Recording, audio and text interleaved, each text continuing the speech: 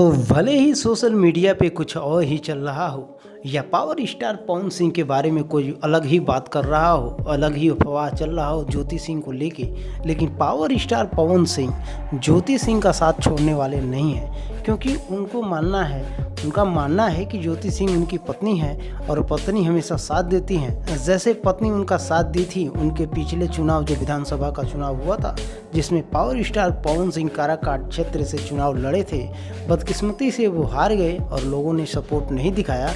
और आपको बता दें उसमें ज्योति सिंह जो थी एड़ी चोटी की दम लगा दी थी, दिन रात एक कर दी थी पूरे मेहनत के साथ।